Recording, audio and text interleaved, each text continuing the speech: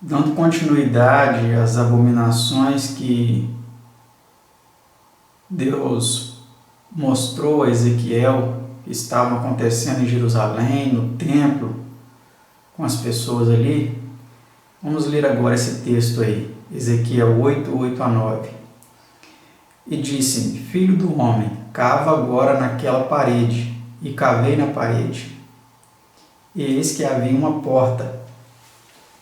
Então me disse: Entra e vê as malignas abominações que eles fazem aqui.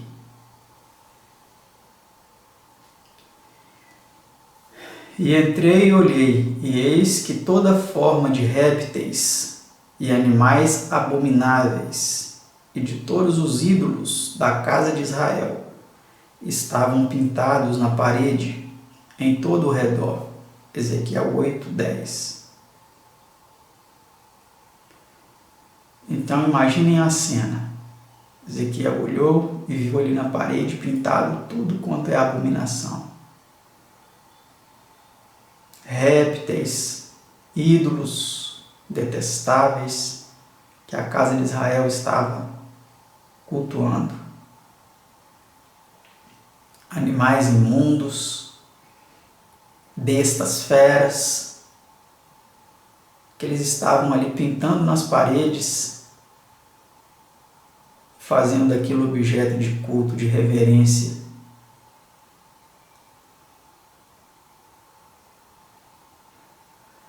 E estavam em pé diante deles 70 homens dos anciãos da casa de Israel. E já Azanias, filho de Safã, em pé no meio deles. E cada um tinha na mão o seu incensário, e subia uma espessa nuvem de incenso. Ezequiel 8, verso 11. Então aqueles homens estavam realmente praticando um culto com incensário, com orações, com devoção, com reverência a todas aquelas abominações.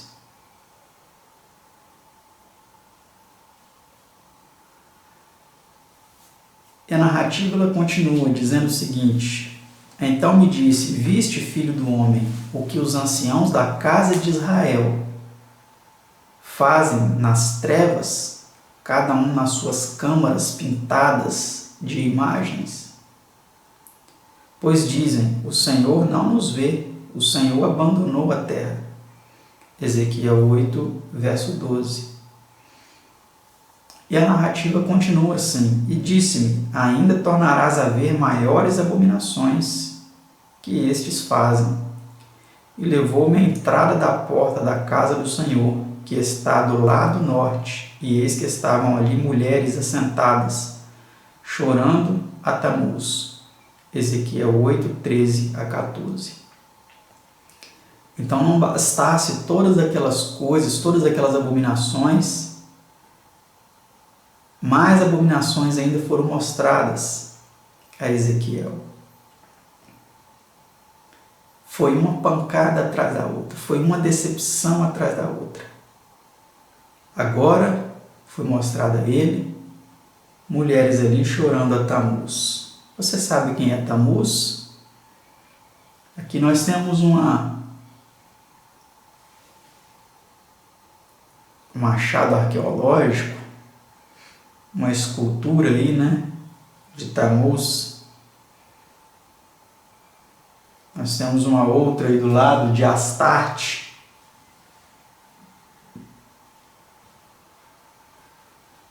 Que eram ídolos abomináveis da casa de Israel. E nós temos aí algo interessante, olha. Aqui, uma estátua de Semíramis e Tamuz. Semíramis, a mãe de Tamuz, alimentando Tamuz. E nós temos uma semelhante aí de Maria e Jesus. Olha só que interessante. Então, da mesma forma que lá na antiga Babel, e também Babilônia depois, cultuavam a trindade Semíramis, Tamuz e Nimrod, Aí passaram também a cultuar a Trindade, né? Deus Pai, Deus Filho, Deus Espírito Santo, e também até a Quadrindade, devotando aí também a adoração a Maria. Realmente a semelhança ela é gritante, até a mão no seio, segurando o seio, né? Procuraram colocar aí para ilustrar, né, essa questão. Também, como dizia a lenda, né, que Tamuz, ele morreu e foi para o céu, e ele virou o sol. Aí quando as pessoas olhavam para o sol, elas lembravam de Tamuz. Assim também, muitos aplicam isso a Cristo como sendo o sol da justiça e etc e tal, né? Aqui nós temos também uma outra imagem de Tamuz, que também na Grécia ele era cultuado como o deus Baco, o deus do vinho. Mas vamos continuar vendo que o profeta declara ali no seu livro, o livro de Ezequiel, e disse-me: vês isto, filho do homem, ainda tornarás a vir abominações maiores do que estas. Ezequiel 8,15. Então parece que não acabava. Era abominação em cima de abominação que estava sendo revelada ali ao profeta.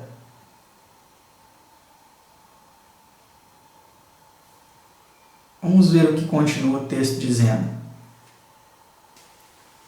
E levou-me para o átrio interior da casa do Senhor, e eis que estavam à entrada do templo do Senhor, entre o pórtico e o altar, cerca de 25 homens, de costas para o templo do Senhor, e com os rostos para o oriente.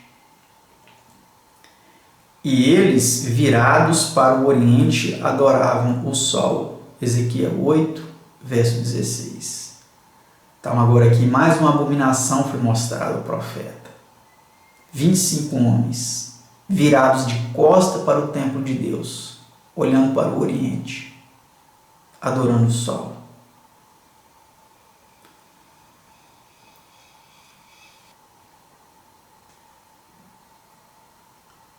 E nós temos aí sacerdotes católicos com ostensório, adorando o sol, adorando o sol, adorando o sol.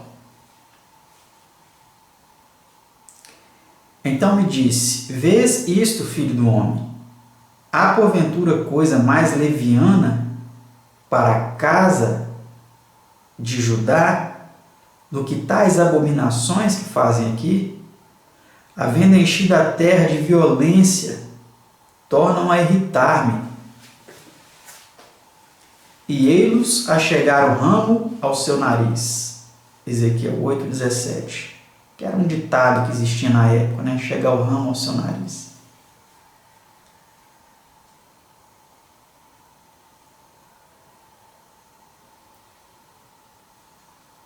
Vamos ver que continua dizendo: por isso também eu os tratarei com furor, o meu olho não poupará, nem terei piedade, ainda que me gritem aos ouvidos com grande voz, contudo não os ouvirei. Ezequiel 8:18. Olha, meus amados, que terrível isso. Se você pratica alguma dessas coisas, fica olhando com reverência para imagens pintadas em parede ou imagem de escultura, ou fica prestando reverência a sol, ostensório, essas coisas, abandone tudo isso, porque isso são coisas abomináveis a Deus. Ele diz aqui que nem a oração ele ia ouvir daquele povo. Ele não teria piedade. Ele ia tratar eles com furor. A misericórdia de Deus ela ainda está disponível, mas vai chegar um momento que isso vai acabar, a misericórdia vai acabar e a punição virá. Assim como veio para Jerusalém, os babilônios vieram, destruíram a cidade, levaram os utensílios do templo para a Babilônia e tudo foi destruído.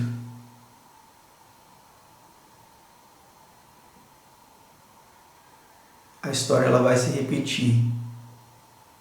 Todos esses templos, essas catedrais, tudo isso vai ser destruído pela ira divina dentro em breve.